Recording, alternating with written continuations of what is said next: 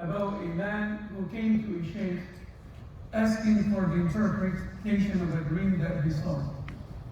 He said to the sheikh, I saw in my dream that I was taken by it's like the day of judgment, and I am being taken by the angels, and they dressed me with the attire of people in Jannah, and they put the crown of honor over my head, and they made me sit in the companionship of the Prophet sallallahu alaihi wasallam. What does that mean?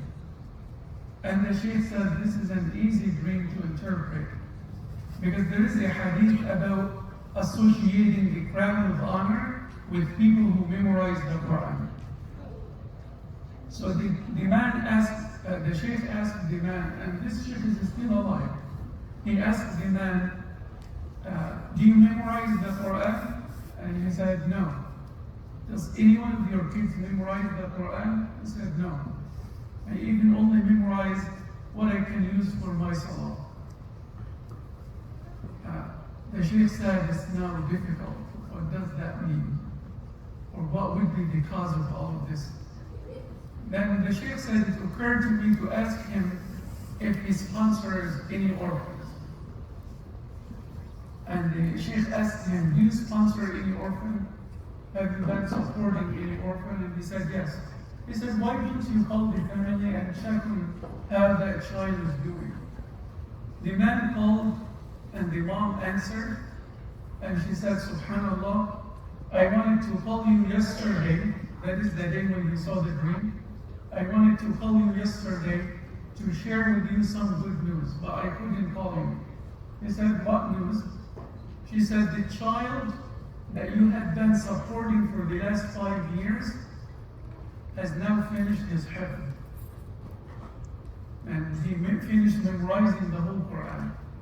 And the man's eyes were tearful, because this is a fulfillment of that hadith and that promise of the Prophet ﷺ, that the people who take care of the orphans will be in his companionship. And also when we memorize the Quran, you have the crown of honor. So the man got both. And this is not hard to understand. The Prophet ﷺ actually said about dreams. He was asked about لَمُ الْبُشْرَى فِي الْحَيَاةِ الدُّنْيا. What is the meaning of the believers will receive good news in this life? This is an ayah from the Quran. And the Prophet ﷺ said, هِيَ الرُّؤْيَا الصَّالِحَةِ يَرَاهَا الْمُسْلِمُ أَوْ تُرَى لَهُ. It is the good dream that you see for yourself or others see for you. And the Prophet ﷺ said, prophecy came to an end except for the good news, and that is in reference to the good dream that you see for yourself or others see for you. We notice in the Quran that there is a lot of emphasis on the idea of taking care of the orphans. It's mentioned 13 times in different places. Why would the Quran place such emphasis on taking care of the orphans?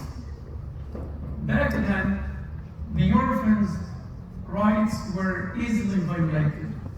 Women's rights were easily violated because they didn't have someone to defend them and to speak for them.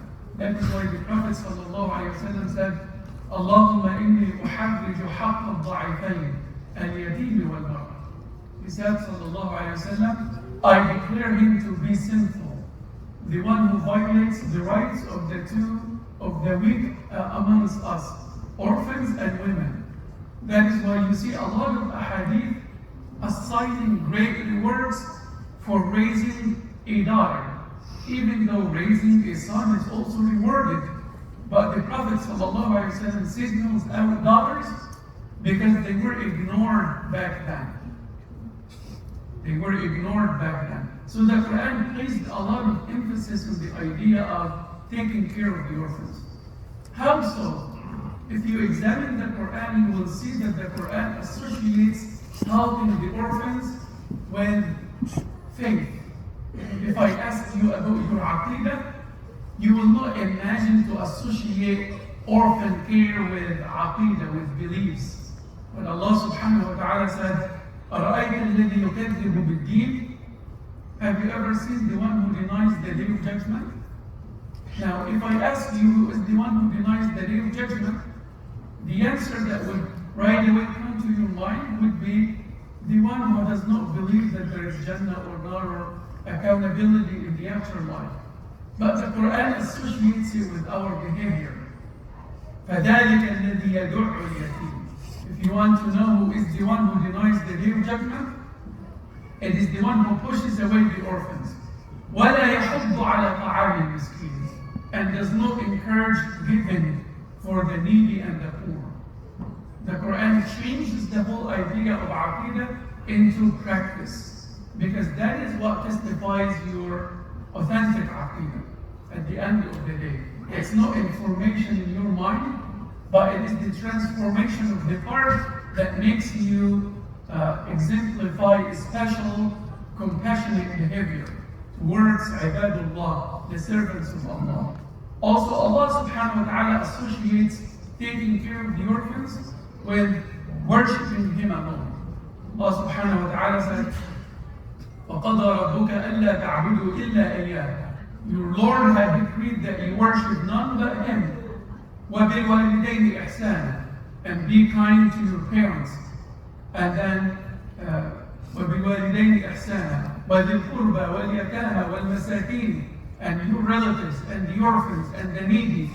Allah associates all of these categories of help right after Tawheed, which is the center of our faith. Another way that the Quran emphasizes the idea of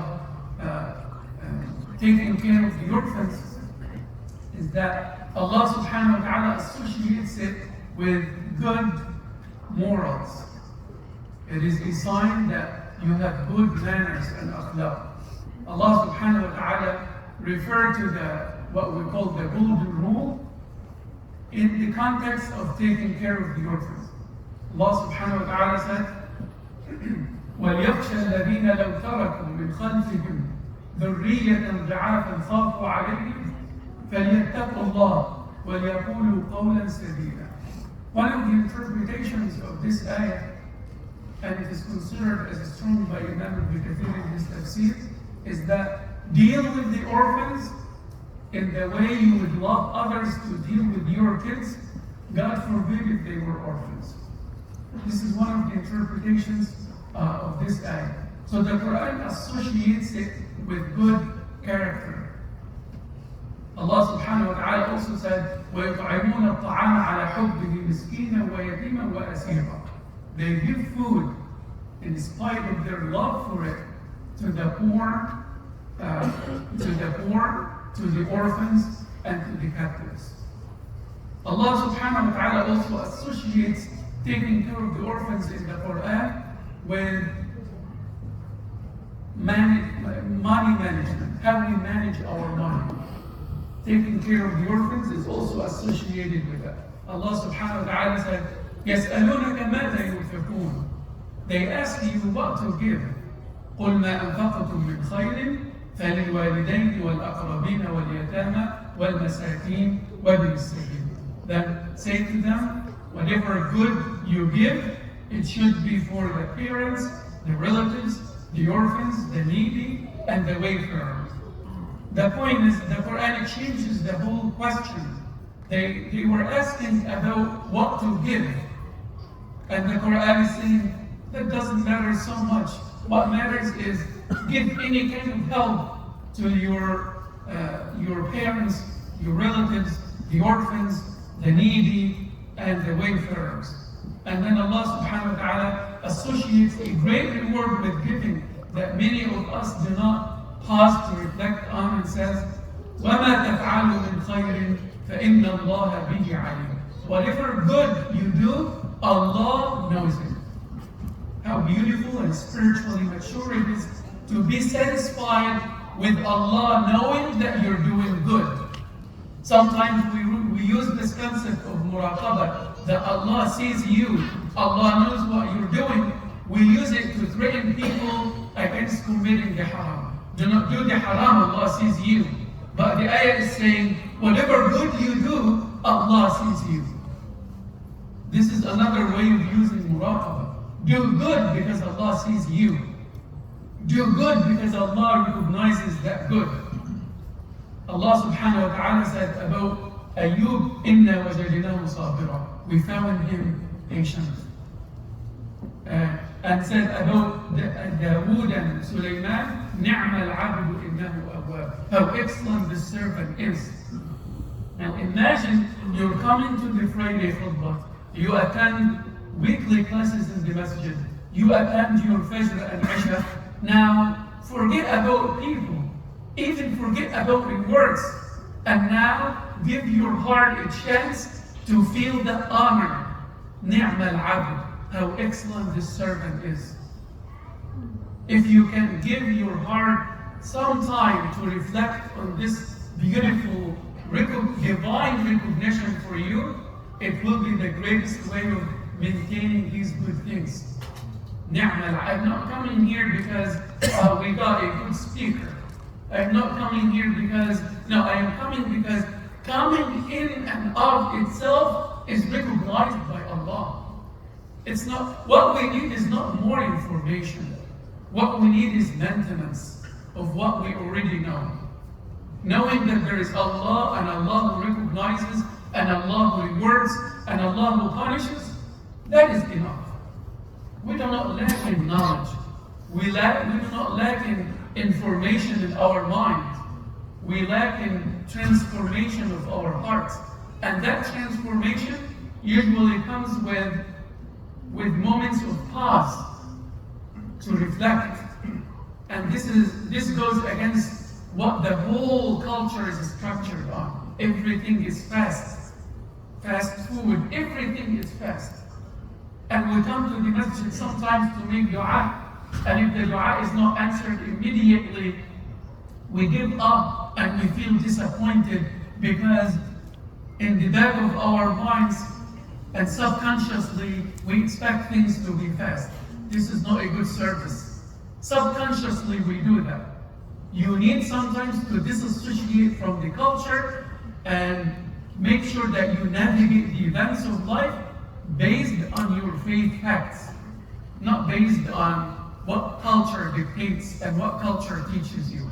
Also, we do not see orphans being cared for only in the Quran, but we see that also in the Sunnah of the Prophet ﷺ, and we'll talk about that part in the second part of the khutbah. أقول قولي هذا وأستغفر الله لي ولكم فاستغفروه.